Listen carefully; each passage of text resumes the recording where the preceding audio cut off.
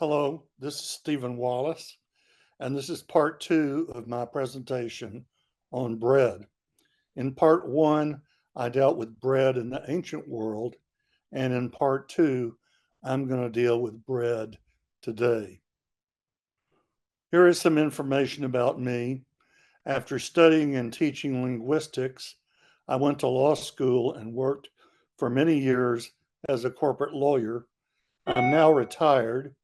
And when I'm not working on presentations like this, you might find me shopping for food or preparing dinner at my house.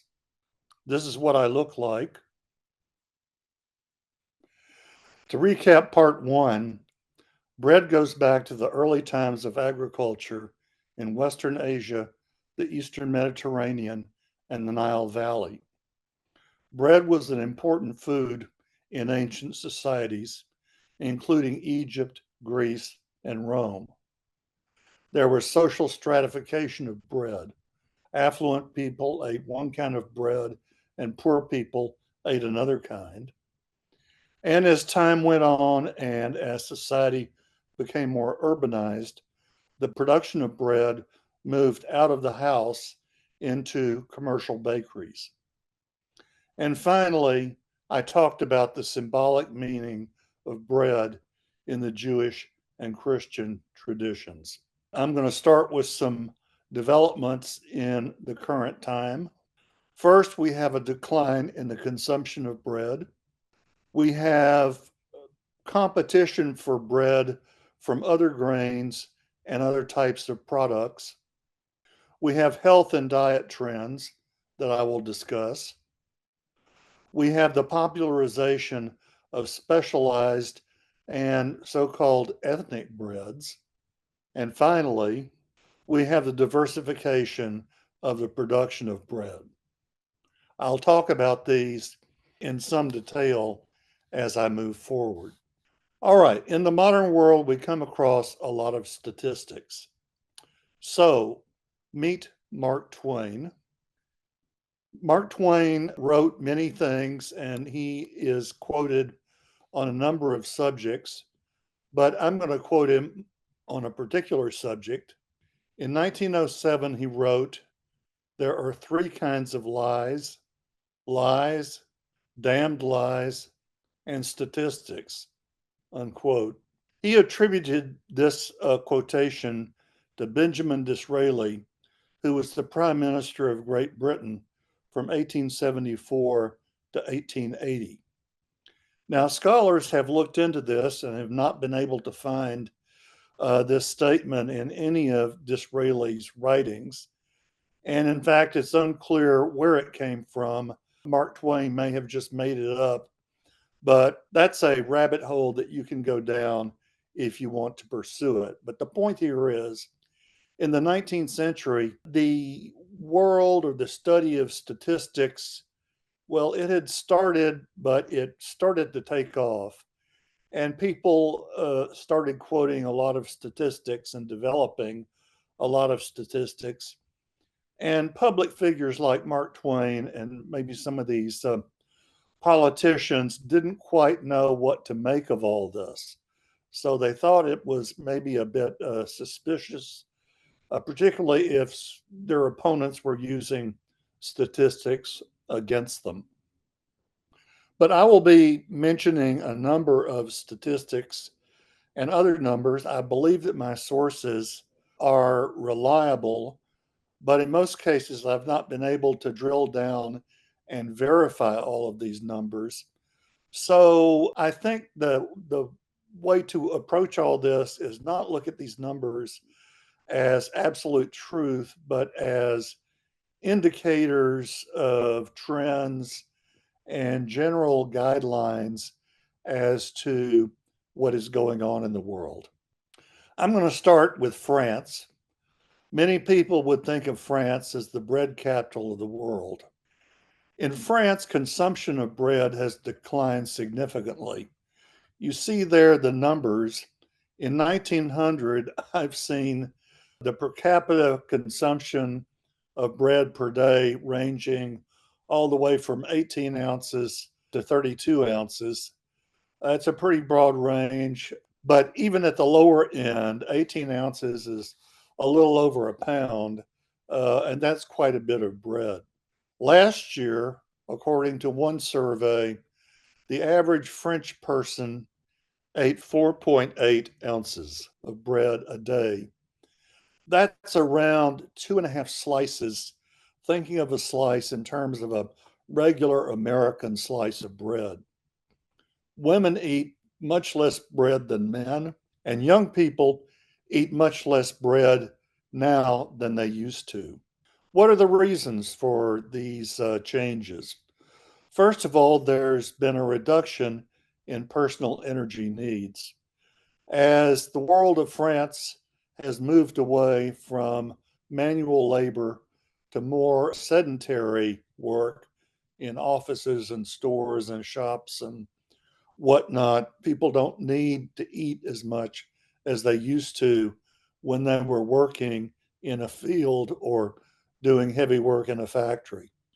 In modern times, we also have a greater accessibility of other foods, especially meat. Meat used to be relatively expensive, and now it's relatively a lot less expensive than it used to be. And then there are perceived health issues.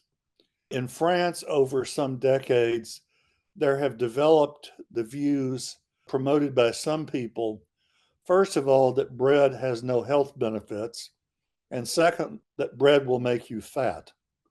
So these are some reasons that have been adduced to account for the decline in the consumption of bread in France. Some recent trends: we have multiple kinds of producers of bread.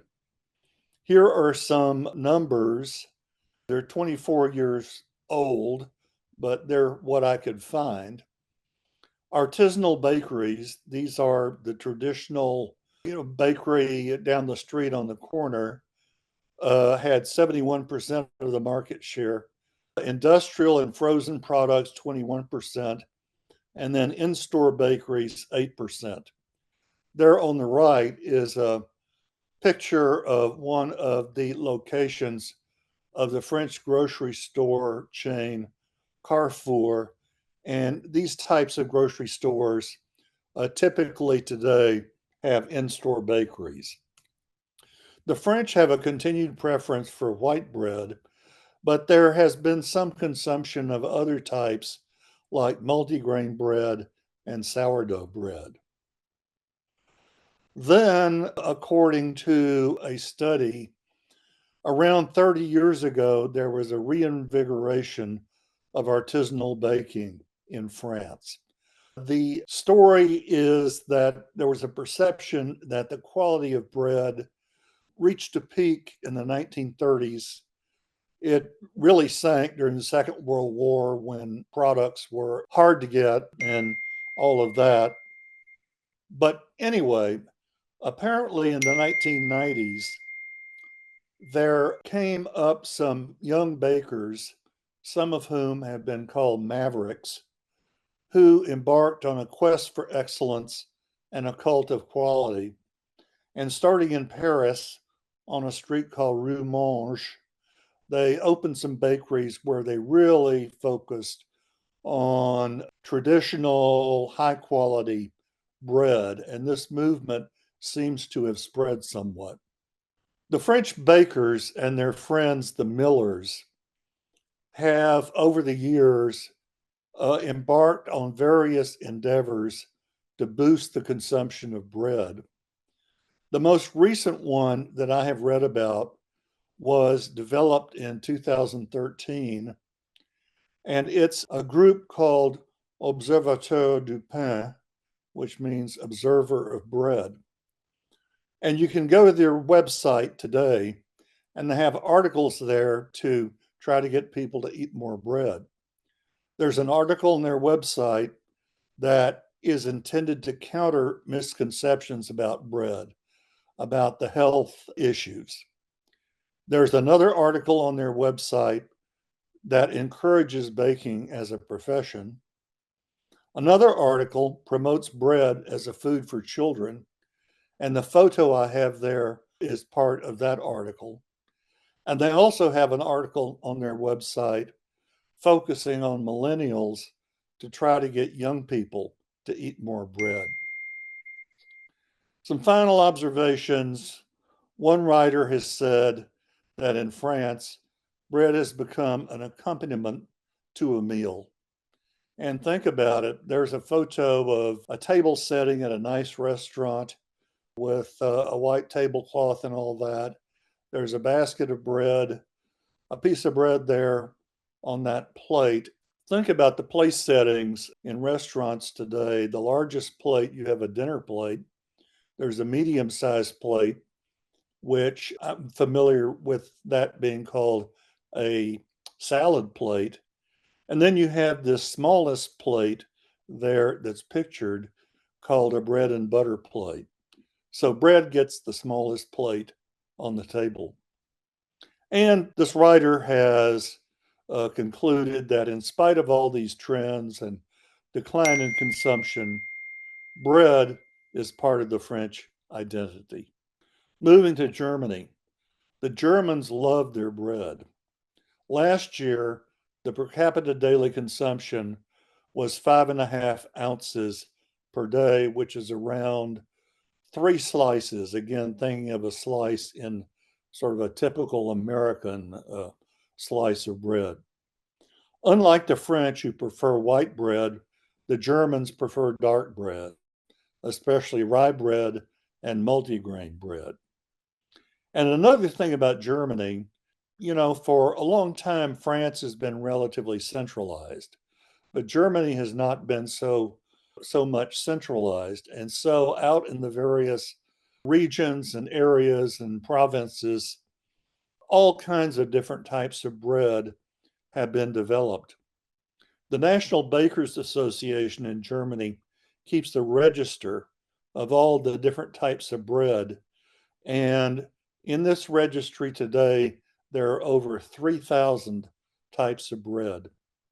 Like in France, and we'll see also like the United States, Germans have started buying bread at supermarkets and discount stores. There is a photo there of Aldi, one of their stores. It's a big supermarket chain. And I think the Germans are like a lot of modern people. You have to go to the supermarket anyway to buy fruits and vegetables and paper towels and laundry detergent and so on and so forth. So you may as well pick up a loaf of bread while you're doing that kind of shopping instead of stopping at a standalone bakery. And then in Germany, they have self service shops selling bread made in factories and then transported to these local shops where the bread is crisped and packaged for sale. Germans put a big emphasis on professions. The German word Beruf, translated as occupation or profession, literally means calling. We use the term calling in English, I think, exclusively to refer to a religious context. We say that someone has been called to the ministry, but we don't think of somebody being called to be an accountant or a baker. But in Germany, being a baker is a Beruf, it's a profession. And they put a lot of importance on education, including advanced training. And I think this is a priceless photograph here in the lower right, the older master baker teaching the young apprentice the craft of how to make bread. It's very impressive and very German. Now we come to the free for all that's the United States of America. Americans consume less bread than Europeans. Last year, Americans consumed 34% less bread than the French and 30% less bread than the Germans. In the United States, bread as a form of carbohydrate has a lot of competition. First of all, there's rice. Rice was introduced to the southeastern United States from Africa and India and grown as a crop with the labor of slaves. And it became an important part of Southern cuisine and still is. You cannot imagine going to New Orleans and enjoying all the good food there without having rice with your gumbo or having for lunch red beans and rice, and so on and so forth. Another important source of rice in the United States is from Eastern and Southeastern Asia. You buy takeout food from a Chinese restaurant and you get all those extra packages of rice. And other people have introduced rice in one form or another to the United States. The Italians have given us risotto. People from the Eastern Mediterranean world have given us pilaf, and the Indians have given us biryani. Then there's corn, which most of the world calls maize. Corn was first domesticated in Mexico a really long time ago and spread from there almost all over the Americas and has been an important part of the diet here in the United States for a very, very long time in different forms. Here's a photo of a fellow eating corn on the cob. That's not a photo of me, but that's what I was doing on the 4th of July. Then we have the potato. The potato was first domesticated in the Andes. The Spanish took it to Europe, where it became most popular in Northern Europe. People such as the Irish and the Germans, who then brought it back to North America, and potatoes are very, very popular form of carbohydrate. Here's a photo of what are called loaded baked potatoes. You know, those delicious, each one of these is like a meal unto itself. You know, there's that underlying potato with butter and sour cream and cheese and bacon and chives and some salt and pepper. Wonderful. We have other forms of carbohydrates that compete with bread in its classic form. We have what we call cereal, basically breakfast cereal. There's a photo of the cereal aisle at a supermarket with all the different kinds of cereal made from different grains. You know, there's wheat cereal, rice cereal, corn cereal, very popular. Then we have pancakes and waffles. Again, another type of carbohydrate that is competing with bread. If you have pancakes or a waffle for breakfast, you're probably not having a piece of bread toasted on the side with those. Here are photos of, well, there's IHOP, the International House of Pancakes, and the Waffle House, two very popular chains. Together, these two chains have 3,700 locations in this country. Dumplings. Dumplings come in many forms. There's the traditional European dumpling. That's a ball of dough that's boiled in broth. Think of the old fashioned dish, chicken and dumplings. But then the Chinese, especially in Asia, have come up with all kinds of different dumplings filled with meat and seafood and vegetables. We have Asian noodles. Noodles in the Chinese form were developed in China a long time ago and are a big part of Chinese cuisine, and they've spread all over Eastern and Southeastern Asia. Then we have dim sum, that popular brunch dish that comes in hundreds of varieties. It's basically dough or a wrap that is stuffed with, again, meat or seafood or vegetables. Then there's pasta. There's a legend that when the Venetian explorer Marco Polo went from Venice to China and back in the 14th century, he noticed all the noodles that the Chinese were eating, and he introduced the noodle back home in Italy. Most people today view that, as I said, a legend. It appears that the Italians independently developed noodles and other types of pasta, and that has really taken off. According to Wikipedia, there are 179 different types of pasta, and I'm sure there are a whole lot more if you were to go around Italy very carefully and look at all the regional varieties and subvarieties that probably don't make the major lists. One popular chain of restaurants in the United States that specializes in pasta is Olive Garden.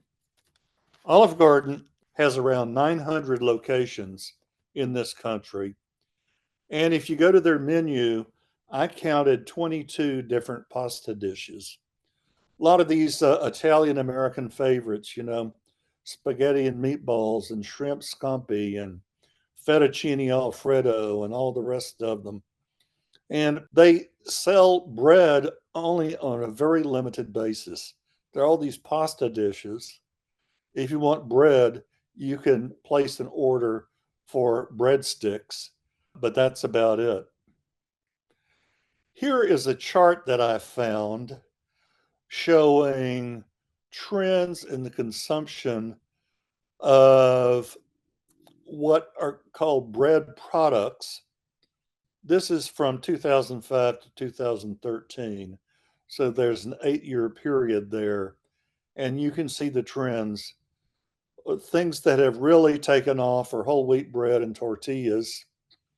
And then there's increases in rolls, buns, and bagels. English muffins are about the same. And then white bread has fallen out of favor. As I said, there's increasing popularity of brown bread in the United States. We also have the popularity of specialty and ethnic breads and bread-like products. I'm going to start talking about tortillas. A tortilla is a type of flatbread. It was developed in Mexico. The original grain that was used was corn, that is maize. That was the grain that the Mexicans had centuries ago. Well, the Spanish introduced wheat, which is grown in northern Mexico, and wheat flour is now a popular means of making tortillas. Well, tortillas are very popular, and as the chart shows, they have become very popular in one form or another in the United States. And you may not think about it, but the tortilla is the basis for the taco, the enchilada, the burrito, the nacho, and the quesadilla. Here are photos of the chains Taco Bell and Chipotle. Together, these two chains have over 10,000 locations in this country. We have other flatbreads. We have pita from Greece, focaccia from Italy, and naan and roti from India. We have French products like baguettes, croissants, and brioche. Now, the French, well, a baguette is a classic type of bread. The French do not consider croissants and brioche to be bread. They put them in the category of pastries. And the reason is, for example, a croissant is basically bread dough, but with butter added. And that's what makes a croissant so delicious, all that butter. And in fact, croissants have become very popular in the United States. Just a few days ago, the New York Times had an article about trying to find the perfect croissant. Then there's brioche. Brioche is basically bread dough, but with the addition of butter and egg and sugar. So it's not quite cake. It's not quite classic bread. It's sort of in between, but it's delicious in any event. We have bagels. Bagels were introduced to New York by Jewish immigrants, and they become extremely popular, not just in New York, but all over the country, and they come in all kinds of different flavors, as you can see from this photo. I even read about a bakery in New York City that makes bagels flavored with jalapenos. So, what do you call that? Jewish Mexican fusion cuisine? We have English muffins, that old fashioned product. They're still around. Most places that serve breakfast and brunch will have English muffins on their menu. And of course, the English muffin is the basis of that favorite brunch dish, Eggs Benedict. And a couple of weeks ago, as I was preparing this presentation, I saw an article on the internet. A chef is promoting English muffins as buns for hamburgers instead of the classic hamburger bun. We have pretzels, and I'm not talking about the miniature crunchy pretzels. I'm talking about the larger, soft, chewy pretzels that you can buy and eat basically as a type of bread. Biscuits. Biscuits are popular and tasty, particularly for breakfast. A biscuit is different from classic bread. Classic bread, the leavening agent is yeast, but biscuits use a chemical, sodium bicarbonate, known as baking powder, as the leavening agent. And a biscuit is a type of quick bread. They're called quick breads because they don't take the time to rise that classic bread takes. In the United States, over the last 50 years, we've had a lot of health and diet trends. I'm going to start in the 1970s with what is called the Atkins diet. It focused on trying to get people to eat a low level of carbohydrates. There is a photo of Dr. Atkins' book, The Diet Revolution. I have read that this book is in the top 50 bestseller list of books printed throughout history. Very, very popular and just caused a lot of interest. Then, around 20 years ago, there started this other trend called the South Beach diet, wanting people to avoid white carbohydrates. Then, in the last few years, we have the paleo diet, otherwise known as the caveman diet, promoting a low or moderate level of carbohydrates. Then there's the keto diet, recommending minimal carbs. Then we have the gluten-free craze that's very active today. It started out on a very limited basis. Maybe 1% of the population has celiac disease and cannot tolerate gluten, which is an important component of wheat and some other grains. But it's spread beyond that and has become very popular. Then we have people promoting the Mediterranean diet. And there I have a photo. There are lots of photos of what people purport to be promoting as the Mediterranean diet. There's no canonical definition, but look there, you have lots of fruits and vegetables. In fact, by weight or by volume, it's probably 90% fruits and vegetables. There's one little fish there in the middle. They don't recommend a lot of animal protein, but if you're going to eat animal protein, fish and other seafood is recommended. There's very little carbohydrates there. You see, sort of just to the left of center, there's a glass with some yellow material in it. I think that's polenta, which is a type of cornmeal. And then in the back left, there's a glass that has some pasta in it. It looks like fusilli. Well, you have your olive oil and your vinegar, and not to forget that bottle of wine there over in the back right. Well, I think it's interesting, at least in this version of the Mediterranean diet, there are three things that are missing. I don't see any cheese, I don't see any eggs, and I don't see any bread. Well, I'm going to let other people talk about the cheese and the eggs, but I just want to point out that if you look at all these diets, starting with Atkins and coming down to gluten free and Mediterranean, the net effect of all of this is to discourage the consumption of bread. Production trends. In the United States, bread has been made in factories for a long time.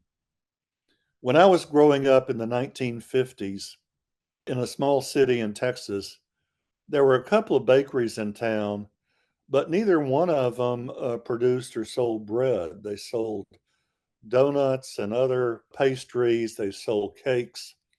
If you wanted bread, you bought it at the grocery store where it came from a factory.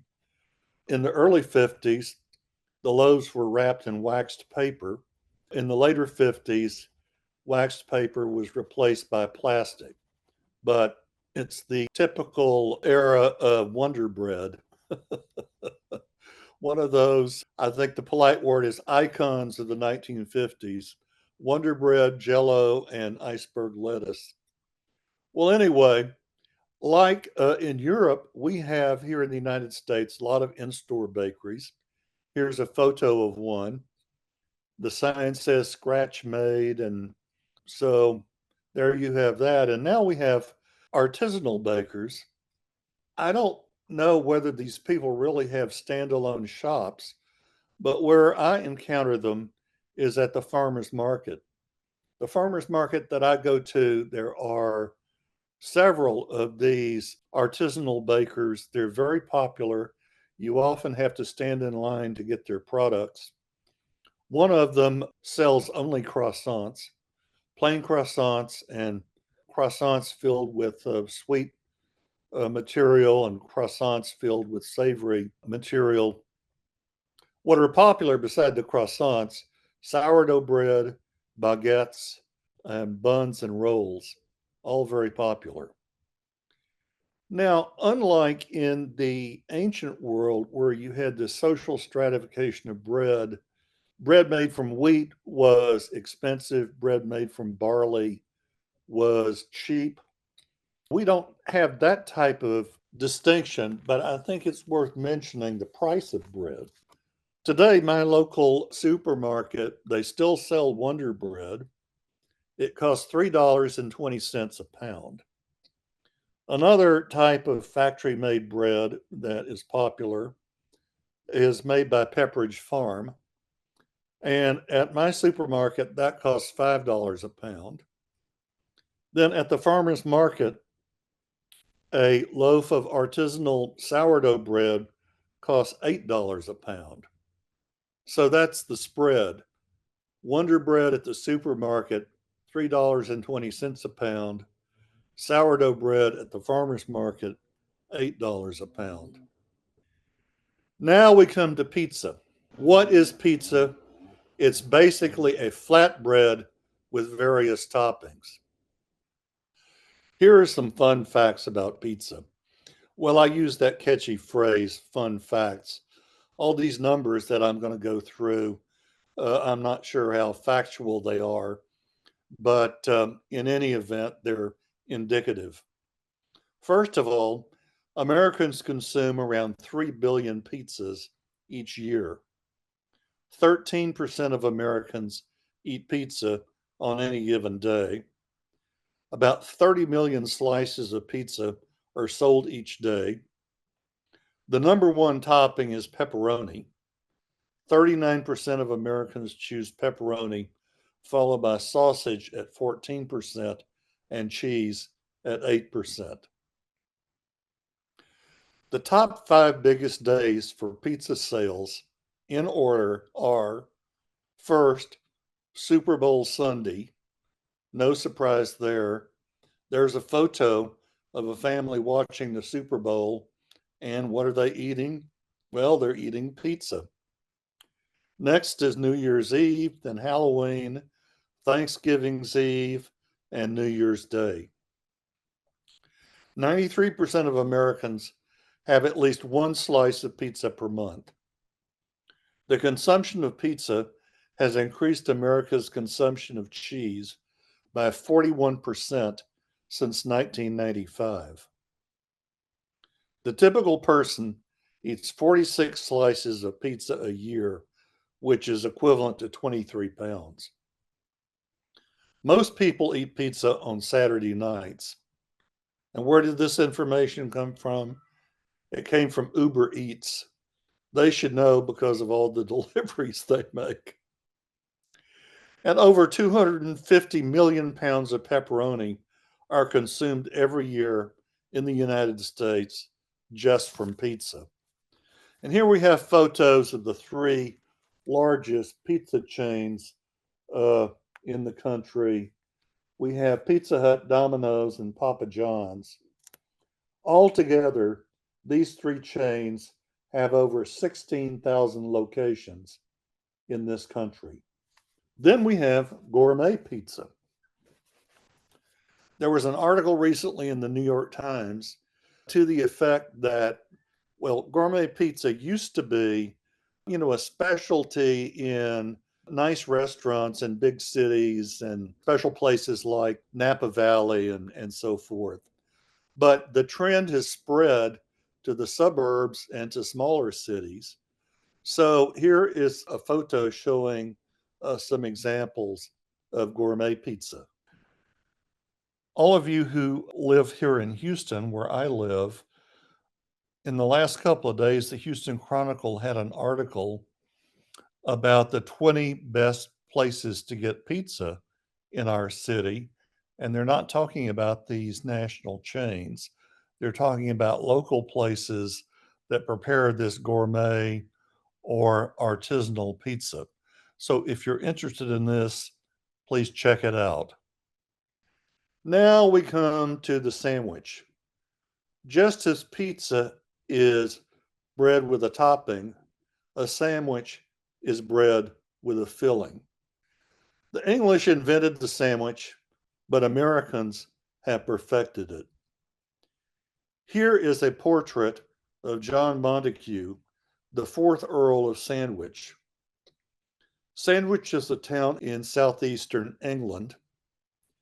This fellow liked to play games, like board games and card games and things like that. And he didn't like to have to interrupt his work at the gaming table to go to the dining room and sit down with a knife and fork and eat dinner. So he had someone develop a special type of food that he could eat there at the gaming table. And this was taking a piece of bread, then putting some slices of meat on it and topping it with another piece of bread. So he could have his dinner there at the gaming table while he was playing cards or playing whist or whatever, and he could eat without getting his fingers messy. So this way of eating, this type of food, came to be named after him, the sandwich. I have read that half of the bread produced in this country is eaten in sandwiches. I'm going to talk about some types of sandwiches that are popular in the United States. I'm going to start with the submarine sandwich, so called because it's sort of long and round. It kind of looks like a naval submarine. In some places, it has gotten a special name. In Philadelphia, they can call it a hoagie. In New England, they can call it a grinder. In New York City, they can call it a hero. And in New Orleans, they can call it a po' boy. And here is a photo of the premier chain selling sandwiches in the country, Subway. Subway has over 20,000 locations in the United States. And it's really a very nice business model. They make sandwiches, all kinds of sandwiches to order. They have 5 different types of bread available, and you can get it plain or toasted. They sell 2 sizes of sandwiches. The 6-inch sandwich are their famous footlong, And, they used to advertise the $5 footlong, but inflation has taken its toll, and a footlong now costs a bit more. For example, the tuna salad footlong costs $8.59. Well, anyway, that's the submarine sandwich, very popular, known as the sub. Now we come to hamburgers and hot dogs. Most people wouldn't think of a hamburger as a sandwich, but think about it. There's a piece of meat there with a piece of bread on the bottom and a piece of bread on the top. Well, there can be other things, some lettuce and tomato and whatnot, but effectively, a hamburger is a type of sandwich. McDonald's seems to be the most popular chain selling hamburgers in this country. They have around 13,000 locations. Hot dogs have sort of gotten short shrift compared to the hamburger. They seem to be more popular, being made at home. It's easier to make a hot dog at home than to make a hamburger, but it would not be a right trip to the baseball park without getting a hot dog and a beer, would it?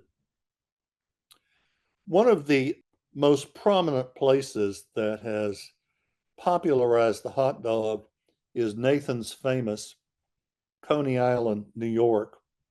It was started in 1916 by Jewish immigrants, and it's still there, the original location, from what I've read.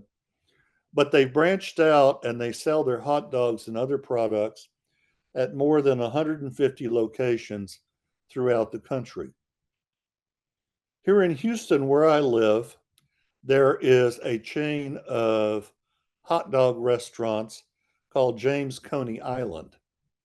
This was founded in 1923, 101 years ago, by immigrants from Greece, and they now have 7 locations in this city. Now, some people have wondered whether a hot dog should really be classified as a sandwich. In one way, it's a sandwich because you have a piece of meat there between bread, but the situation is the hot dog bun is not cut all the way through. It's cut part of the way through, so it has sort of a hinge there, unlike the classic sandwich where you have 2 separate pieces of bread. But more about this later. And then we have classic American sandwiches. We have the club, the BLT, grilled cheese, tuna salad, and similar things like chicken salad and egg salad, the PBJ, the lobster roll, and I'm going to have more to say about the lobster roll, the French dip, the Philly cheesesteak, the pimento cheese, and the barbecue sandwich. If you're not familiar with a barbecue sandwich, it's barbecued meat, chopped, dressed with a savory sauce, and served on a bun like a hamburger bun. Now, the lobster roll, literally today, August the 10th, as I am recording this audio, the New York Times had an article about lobster rolls, the competition between people in Connecticut and Maine about who's preparing the best lobster roll. So you can check that out. Then we have the classic deli sandwiches, the pastrami sandwich and the Reuben. And there's a photo of Katz's Deli in New York City, which is probably the mother shop for that type of sandwich. We have wraps of all kinds. You take a piece of flatbread, you put a filling in there, you roll it up. Now we have Italian style sandwiches. The basic Italian style sandwich, the Italians call it a panino. That's the singular, and the plural is panini. Most Americans use the word panini to refer both to the singular and the plural, but I think we all know what those are. Then in New Orleans, immigrants from Sicily developed a type of sandwich called a muffaletta. It's like a classic Italian sandwich with meat and cheese and whatnot, but it has the addition of chopped olives. Absolutely delicious. And then there's the calzone. The calzone is hard to classify. It's almost like you take a small pizza and fold it in half on itself and eat it like a sandwich. A couple of weeks ago, the New York Times had a 4-page article. The heading was A City of Sandwiches, and they focused on 57 varieties that you can get in that city. Why 57? I think it's a riff on the old, remember the Heinz brand, the favorite brand of ketchup, and Heinz had 57 varieties of things. Well, anyway, I can't talk about all 57, but I'm going to talk about 4 of them. One is the banh mi, which originated in Vietnam. You wouldn't think of Vietnam or Southeast Asia as being a location for sandwiches, but when the French came as the colonial power in Vietnam, they brought baguettes, and those became popular. So the Vietnamese have taken the baguette and made this type of sandwich. There's a photo of a banh mi. Then some Japanese people have developed a sandwich called a pork katsu sando. And then some Chinese people have developed a type of sandwich called a char siu BK rib. This is a very special. It's a type of Chinese style barbecued pork. It takes 3 days to cook. And one of these sandwiches costs $28. Well, if that's too much for you, you can go to another place and get a chicken parm hero. Again, hero being New York City lingo for a submarine sandwich. And this is an Italian style, the main filling being chicken parmesan. Well, this sandwich, one of them, costs only $20. I think it's interesting to point out that in these 57 varieties, the author of this article mentioned a place where you could get a really good lobster roll. So at least this author was considering a lobster roll to be a type of sandwich.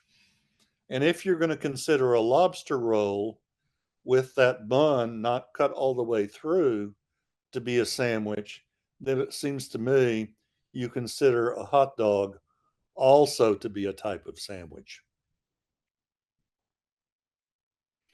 Now, I want to talk about, after talking about the free for all that's the United States of America, I want to conclude by talking about bread in art. I'm going to start with Leonardo da Vinci's Last Supper. If you watched part 1 of this presentation, I mentioned the symbolic meaning of bread in Christianity. And of course, this portrays Jesus establishing the Eucharist.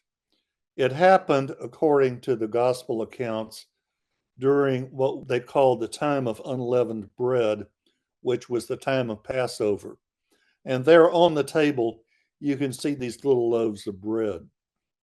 Commentators and historians of art have looked at this and made all kinds of significant observations about it. I'm not going to go into that except to just point out that it's one of the most famous paintings in the European tradition and is very significant in terms of bread. Moving forward a couple of centuries, we come to the subject of still life. This flourished in the Netherlands in the 17th century. A lot of rich merchants wanted nice paintings to put on the walls of their houses. And so there were a number of artists who specialized in these. A lot of these still life paintings featured food. There in the upper left, a painting called Breakfast Piece with bread and herring and a big glass of beer. Well, it's not exactly my idea of breakfast, but it would make a delicious lunch. Then in the upper right, a painting called Great Meal. You see there's bread there featured in the middle. The artist was German, but spent some time in Holland. And down below, you're looking at something from the next century by an Italian artist, still alive with bread, salami, and nuts, with a glass of wine and more wine in that pitcher. Again, it would make a great lunch. Here is a fascinating painting by Jan Steen, done in 1658. Jan Steen was a contemporary of Rembrandt. He hasn't gotten the sort of famous stature that Rembrandt has, but he was very prolific. I've read that he painted 800 paintings, of which 350 survive.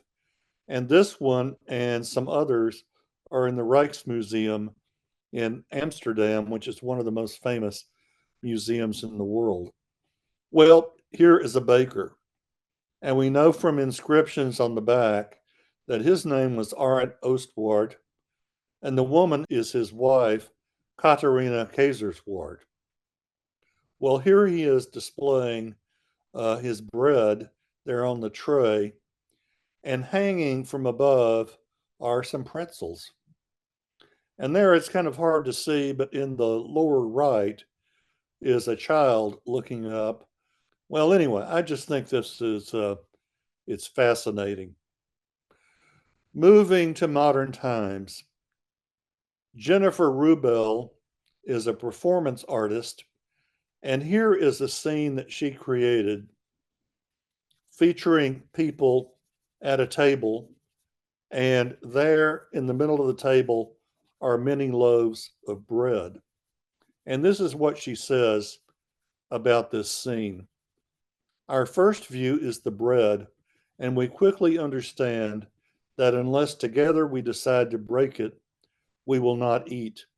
We will use that bread as a utensil, as a vehicle, as a means of connection to those around us. Breaking bread will be our first shared action. The bread will not reconcile our differences, but it will bring us into conversation. We will learn to give and to take. Unquote. Well, modern artists have gone in all kinds of directions using bread. Here are three, I don't know what you call them, portrayals of bread that I have found that people interested in modern art might find intriguing, if not amusing. And here's yet more modern art. The one on the left, Bread Woman, is a traditional type of statue, and there on the right is a performance artist wearing bread and walking around.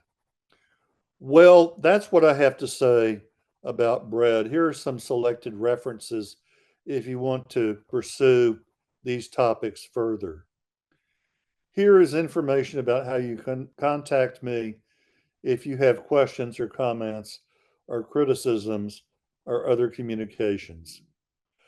And here are some references to other works that I have completed recently in case you're interested in any of these topics. So, at the very end, I want to thank you for joining me. And I hope that you enjoy your daily bread, whether it's in the form of a taco, a croissant, a bagel, a slice of pizza, or a sandwich. Thank you.